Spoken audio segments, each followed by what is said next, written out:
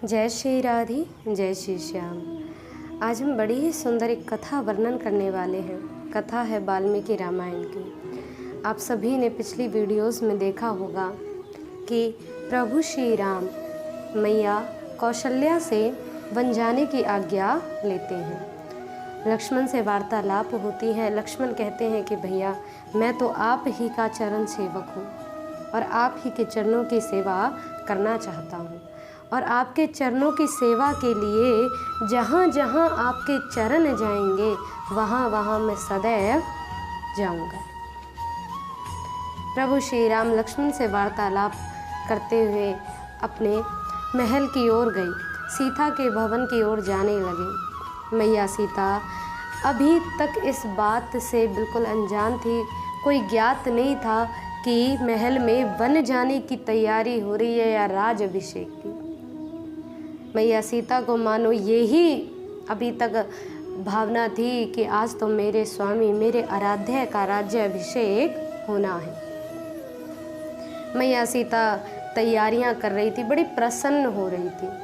प्रभु श्री राम ने जैसे ही महल में प्रवेश किया, प्रभु श्री राम के मुख की उदासी को देख करके मैया सीता तुरंत ही खड़ी हुई, पंखा छलने लगी, पूछने लगी कि प्रभु आज तो आपका राज्य अभिषेक होना है, फिर आज आपके मुख पर ये उदासी कैसी? आज आपके मुख पर एक कैसी विलीनता छाई हुई है? आप कैसे निस्तेज हो रहे हैं? जब बार बार पूछा तो प्रभु श्री राम जी भी सत्य को छुपाने में असमर्थ रहे। सारी घटना जो मैया कैकेयी ने उन्हें जाने के लिए कहा, वो संपूर्ण बात सीता के आगे रख दी।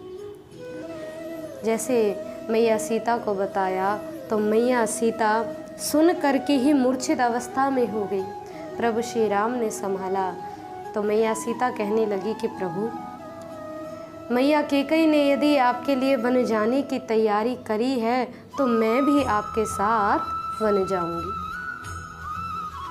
प्रभु श्री राम कहने लगे कि अरे सीते क्या बात करती हो जनक नंदिनी, वन जाने के लिए मुझे आदेश प्राप्त हुआ है, मैं जाऊंगा, तुम क्यों वन जाने का आग्रह करती हो? मैया सीता बार बार विलाप करने लगी, रोने लगी, कहने लगी कि प्रभु आप ही कहते हैं कि एक स्त्री का धर्म होता है पति सेवा।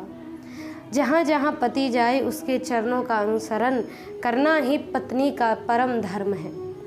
तो बताइए मैं आपके चरणों को छोड़ करके कैसे इस महल में रह जाऊं?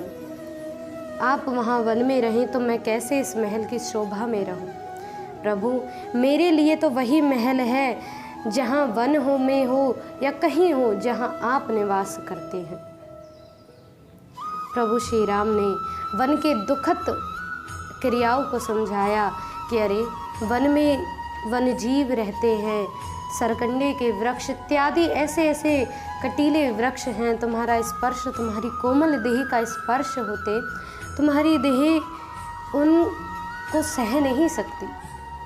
बार बार प्रभु श्री राम जनक नंदिनी की कोमलता को व्याख्यानित करने लगे, लेकिन मैया सीता बार बार विलाप करती बोली प्रभु आप क्या बात करते हैं कि यदि वन में आपका साथ मेरे साथ है तो किसी देव में भी ये साहस नहीं कि वो मेरा तिरस्कार कर सके, क्योंकि जब तक प्रभु आप मेरे साथ हैं।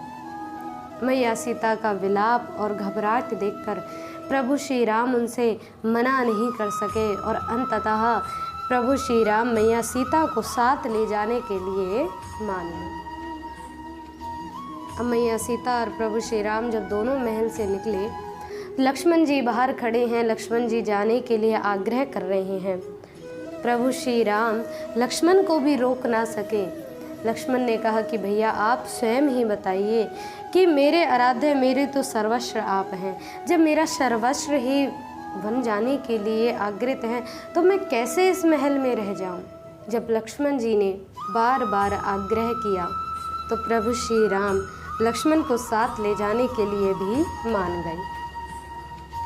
अब तो राम जी ने वशिष्ठ जी को प्रणाम किया, वशिष्ठ जी के समीप गए, वशिष्ठ जी से आज्ञा ली वशिष्ठ जी ने यही कहा कि हे प्रभु श्री राम, आप तो सर्वत्र अंतर्यामी हैं और आप ही जानते हैं कि ये तो आपकी दिव्य लीला है प्रभु, जो कि आपको इस वन में जाकर के करनी है। अब तो प्रभु श्री राम वशिष्ठ जी को प्रणाम करते हुए बोले, प्रभु यदि आपकी आज्ञा हो तो मैं श्रेष्ठ ब्राह्मणों को कुछ दान देकर के ही बन जाना चाहता हूँ। वशिष्ठ जी ने आज्ञा दी। प्रभु श्री राम ने सुमंत्र जी को बुलवाया और कहा कि राजभवन से, राजकोष से जो धन है वो लेकर के आओ। और प्रभु श्री राम मैया सीता के साथ सब ब्राह्मण इत्यादियों को सबको दान देने लगे। प्रभु श्री राम ने आज इतना दान किया कि मानो इतना धन वितरण किया कि 14 वर्ष तक किसी को भी कोई कर्म करने की, कोई जीविका करने की आवश्यकता नहीं। इतना धन प्रभु श्री राम ने दे दिया कि जब तक प्रभु श्री राम लौटकर नहीं आते किसी को कोई कर्म की आवश्यकता नहीं, कि वो 14 वर्ष तक उस धन से इतना पर्याप्त धन था कि वो बैठ करके अपना जीवन यापन कर सकते थे। प्रभु श्री राम दान इत्यादि करके अब महाराज दशरथ के महल की ओर जाने लगे। मैया कैकेयी से अब प्रभु श्री राम ने फकीरी वाना धारण कर जब महाराज दशरथ के मिलन के लिए मैया कैकेयी के महल की ओर जा रहे थे, तो अब आगे की अन्यत्र क्या लीलाएं होती हैं, प्रभु श्री राम अब महाराज दशरथ के महल में जा कर के क्या क्या लीला करते हैं, क्या क्या अन्यत्र कथाएं होती हैं, वो हम अगली वीडियोस में आपसे वर्णन करेंगे। तब तक के लिए आप ऐसे दिव्य कथाओं को श्रवण करते रहें। जय श्री राधे, जय श्री श्याम।